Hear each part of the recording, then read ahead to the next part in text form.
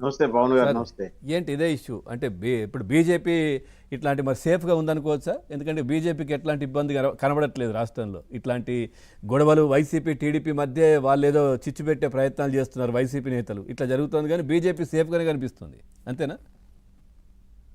అలా ఎందుకు అనుకోవాలండి పవన్ గారు? సార్ ఆ- ఆంధ్రప్రదేశ్ లో బీజేపీ, టీడీపీ, జనసేన కూటమి ప్రభుత్వం నడుస్తుంది. అవును. కాబట్టి ఆంధ్రప్రదేశ్ లో జనసేనకి నష్టం వచ్చినా ముగ్గురికి వచ్చినట్టు లెక్క. అది అవును. టీడీపీ మీద విమర్శలు చేసినా అది ముగ్గురు మేము చేసినట్టుగానే లెక్క భావించాలి. ఉమ్, ఆ విషయంలో చంద్రబాబు నాయుడు గారి నాయకత్వంలో చూస్తూ ఊరుకుంటారని నేనైతే అనుకోవట్లేదు. ఉమ్, కాకపోతే ఏంటంటే వారికిలా రెచ్చిపోవడం, వారికిలా తిట్టడం, వారికిలా రెచ్చగొట్టడం అనేది కూటమి పార్టీల యొక్క నిర్ణయం కాదు. వారు చాలా జాగ్రత్తగా వైసీపీ వాళ్ళు ఒక ప్లానెడ్ గా, అంటే స్థానిక ఎన్నికలు వస్తున్నాయి కాబట్టి ఒక రెచ్చగొట్టేటటువంటి ధోరణిలోగా కూటమి ప్రభుత్వాన్ని గాడిలో పడేయడానికి ఒక ప్రయత్నం చేస్తున్నారు. దానికి హలో వినపడుతుంది సార్, మాట్లాడండి. దానికి మన మూడు పార్టీలు ఏవైతే ఉన్నాయో, నరేంద్ర మోడీ గారి యొక్క నేతృత్వంలో చంద్రబాబు నాయుడు గారు, పవన్ కళ్యాణ్ గారు, మా రాష్ట్ర అధ్యక్షులు పివిఎన్ మాధవ్ గారు సమాలోచన, ఎప్పటికప్పుడు సమాలోచన చేసుకుంటూ రానున్న రోజుల్లో స్థానిక ఎన్నికలు ఎలా ఎదుర్కోవాలి, అభివృద్ధిని మనం ఏ విధంగా చేస్తున్నామో అది ప్రజలకు ఎలా చెప్పాలి, అదే విధంగా సంక్షేమం అనేటటువంటిది మన రాష్ట్రంలో ఆర్థిక ఇబ్బందులు ఉన్నప్పటికీ కూడా కేంద్రం నుంచి పెద్ద ఎత్తున సహకారం వస్తుంది కాబట్టి ఆ యొక్క ప్లానింగ్ ప్రకారం సంక్షేమం ఇస్తున్నారు, డెవలప్మెంట్ చేస్తున్నారు, ప్రాజెక్టులు తీసుకొస్తున్నారు, చాలా పెద్ద ఎత్తున పరిశ్రమలు వస్తున్నాయి మనకి.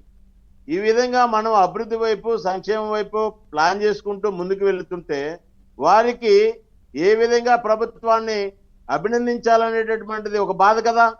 లేకపోతే అభివృద్ధిని ఒప్పుకోవడం అనేటటువంటిది వారికి నచ్చినటువంటి మాట. ప్రతిపక్షంలో ఉన్నప్పటికీ కూడా ఆంధ్రప్రదేశ్ ప్రజలు అభివృద్ధి అవుతుంటే, కూటమి ప్రభుత్వం సంక్షేమం అభివృద్ధిని వేగవంతంగా తీసుకెళ్తుంటే, ఒక నిజమైనటువంటి ప్రతిపక్ష పార్టీగా జరుగుతున్నటువంటి అభివృద్ధి కార్యక్రమాలను అభినందిస్తూ, కూటమి పార్టీలకి సూచనలు చేస్తూ, వారికి నిజంగా ఇంకా దమ్ము ధైర్యం ఉంటే అసెంబ్లీకి వచ్చి ప్రభుత్వాన్ని సూచనలు చేసి మంచి పేరు తెచ్చుకుంటే మొన్న వచ్చిన 11 కంటే కొద్ది సీట్లు పెరిగే అవకాశం ఉంది. కానీ వారి యొక్క ఆలోచన, ఐడియాలజీ ఇది కాదు.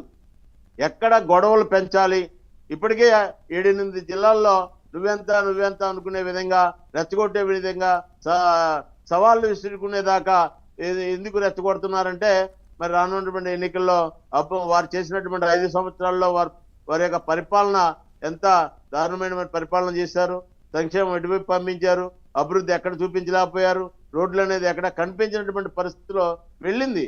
కానీ వీళ్ళు ఇవాళ ఏ విధమైనటువంటి వారి యొక్క ఆర్గనైజేషన్ కాపాడుకోవడానికి ఒకవైపు, వారి మీద ఉన్నటువంటి గత 5 సంవత్సరాల కేసులు ఏవైతే ఉన్నాయో, వారు చేసిన అవినీతి కారణంగా ఈ కూటమి ప్రభుత్వ పని ప్రభుత్వం చేసుకుంటూనే అధికారం ఉందో ఆ అధికార ఇవన్నీ పాతయన్నీ కూడా ఎంక్వైరీ చేసి కేసులు పెడుతుంది. దాని నుంచి తప్పించుకోవడానికి, ప్రభుత్వం మీద విమర్శలు చేయడానికి, ప్రభుత్వంలో ఉన్నటువంటి కొంతమందిని రెచ్చగొట్టినట్లయితే రెచ్చిపోతారనేటటువంటి ఆలోచనతో వైసీపీ నాయకత్వం ముందుకెళ్తుంది తప్ప ఆంధ్రప్రదేశ్ విషయంలో కానీ ఆంధ్రప్రదేశ్ కి సంక్షేమం అందించాలనేటటువంటి ఆలోచన కానీ చాలా వారికి అసలు అటువంటి ఆలోచన లేని పరిస్థితి మనం చూస్తాం. Okay sir, right. అంకమరావు గారు, ఫైనల్ కంక్లూడ్ చేయండి. ఇప్పుడు